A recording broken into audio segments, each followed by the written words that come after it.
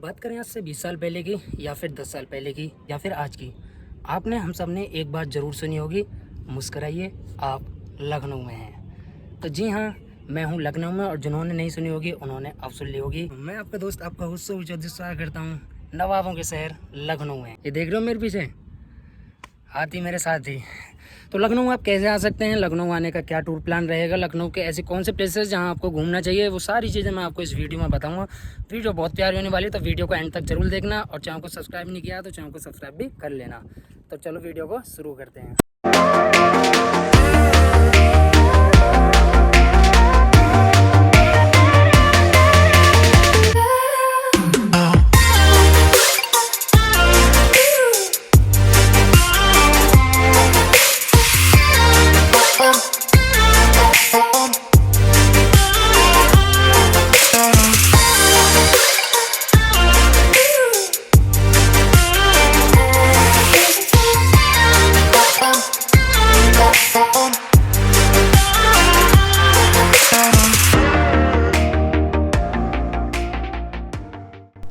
सबसे पहले बात करते हैं लखनऊ पहुंचने की। अगर आप ट्रेन से लखनऊ आ रहे हैं तो दिल्ली सहित देश के कई बड़े शहरों से सीधा लखनऊ के लिए ट्रेन अवेलेबल है।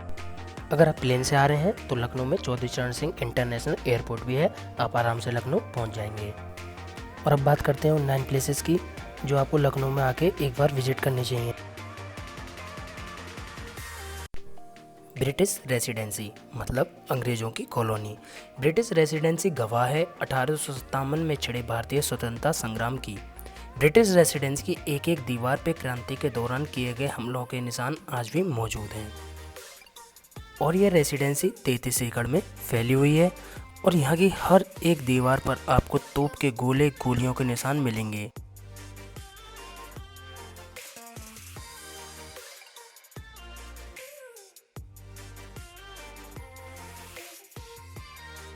यहाँ पीर बाबा के साथ ही एक म्यूजियम भी है, जहाँ 2 तोपों को म्यूजियम के बाहर रखा गया है, और म्यूजियम में ब्रिटिश रेसिडेंसी का मैप और उस वक्त के सेनानियों और शासकों की फ़ोटो भी मौजूद हैं।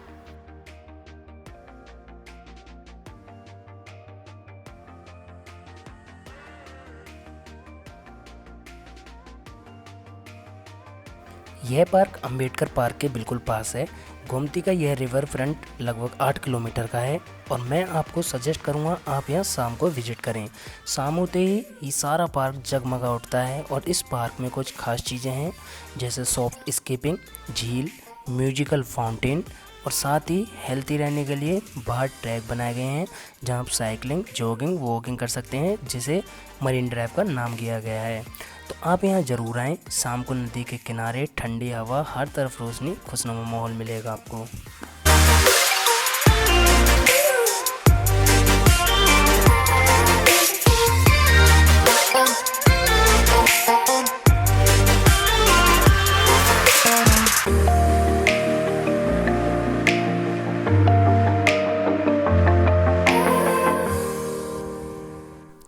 तो अब बात करते हैं लखनऊ की शान कहे जाने वाली अंबेडकर पार्क की, जिसे पूर्व मुख्यमंत्री मायावती जी ने 2008 में बनवाया था।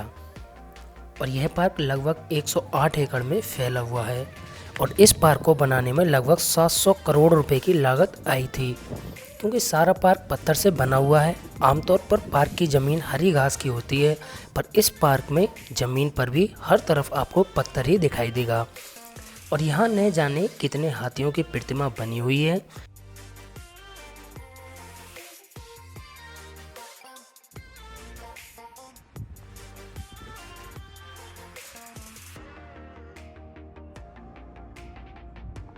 हर एक स्तंभ पे भी आपको हाथी की ही प्रतिमा दिखाई देगी, जिनकी कीमत करोड़ों रुपए की है।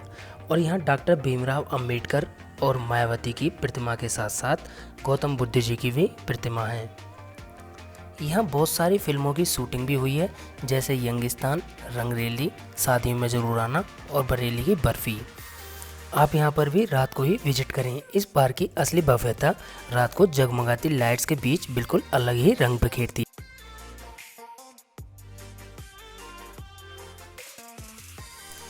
लखनऊ आओ तो यहाँ की फेमस कटोरी चाट खाना तो ज़रूर बनता है, पर मैं यहाँ किसी वजह से जा नहीं पाया, पर आप यहाँ ज़रूर जाएं, ये फेमस चाट ज़रूर ट्राई करें।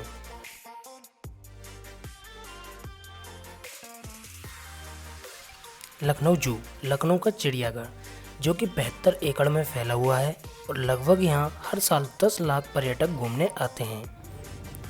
और यह चिड़ियाघर इतना बड़ा है कि यहाँ घूमने के लिए टॉय ट्रेन और बैटरी कार भी चलती हैं, पर टॉय ट्रेन अभी बंद थे।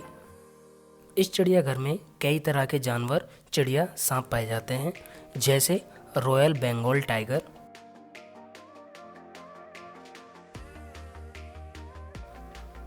शेर जो कि छिपकर बैठा था। गर्मी की वजह से ज़्यादातर जानवर छाँव में या अपने घर के अंदर ही बैठे थे या सो रहे थे। यहाँ आपको भालू, गैंडा, हिरण, हाथी, जिराफ, बारहसिंगा, सफ़ेद चीता, मोर, शतरमुर्ग, मछलियाँ, मगरमच्छ, दरियाई घोड़ा और न जाने कितने तरह के पक्षी आपको देखने को मिल जाएंगे।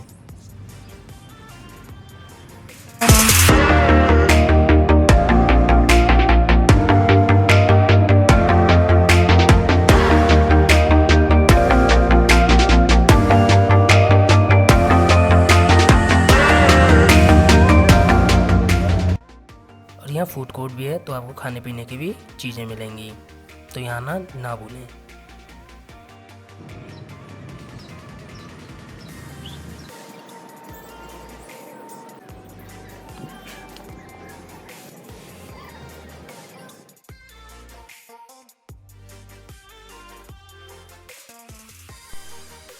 रूमी दरवाजे का निर्माण 1784 में कराया गया था, जब अकाल पड़ रहा था। तो वहाँ के नवाब आसफुद्दौला ने इस दरवाजे का निर्माण कराया था ताकि वहाँ के लोगों को रोजगार मिल सके। रूमी दरवाजे की ऊंचाई 60 फीट है। आप चाहे तो यहाँ ऊपर भी जा सकते हैं। रूमी दरवाजे की साइड में पार्क भी बना हुआ है।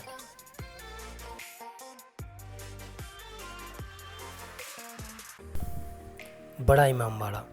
इमामबाड़े का निर्माण नवाब आसफुद्दौला ने ही अकाल से लोगों को राहत और रोजगार पाने के लिए कराया था।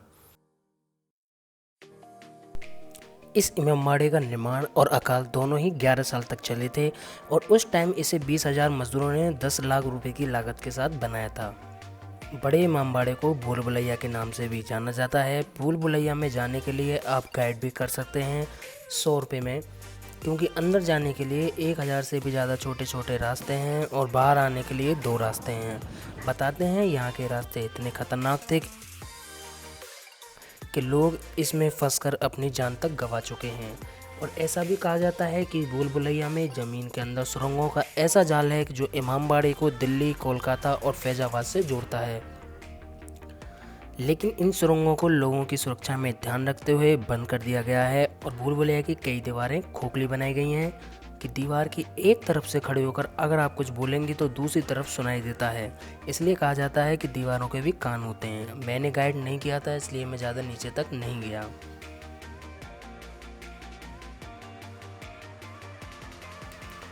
इमामबाड़े में एक और सुंदर रचना है जिसे बावड़ी कहा जाता है। यह 5 मंजिला सीढ़ीदार कुआं है। यह बावड़ी गोमती नदी से जुड़ी हुई है और यहाँ की दीवारों के बीच में लंबी गलियां हैं जो लगभग 20 फीट मोटी हैं।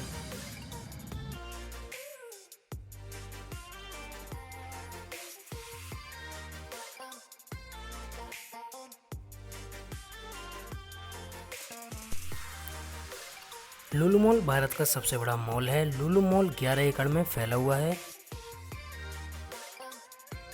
यह 2000 करोड़ की लागत से बना है। यहाँ आपको हर चीज़ अवेलेबल होगी, clothes, house hold, shoes, games. इस मॉल के अंदर आपको हर ब्रांड के स्टोर भी मिलेंगे। अगर आपको लुलु मॉल की वीडियो डिटेल्ड में देखनी है तो मैंने अलग से बना रखी है, लिंक आपको डिस्क्रिप्शन में मिल जाएगा, आप वहाँ से जाके देख लीजिए।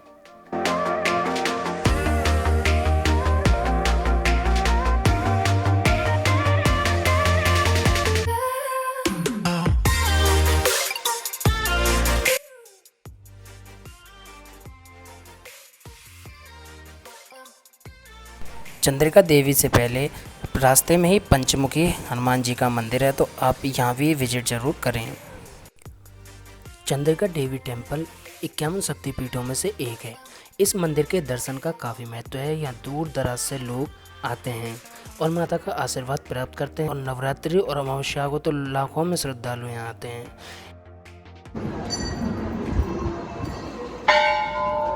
यह मंदिर 300 साल पुराना है और गोमती नदी के तट पर बना है। गांव वालों के मुताबिक अपने वनवास के दौरान पांडव द्रौपदी के साथ इस स्थल पर आए थे और इसी जगह पर पांडवों ने अश्वमेध यज्ञ कर घोड़ा छोड़ा था, जिसे राजा हंसध्वज द्वारा रोकने पर युधिष्ठिर की सेना ने उनसे युद्ध किया था।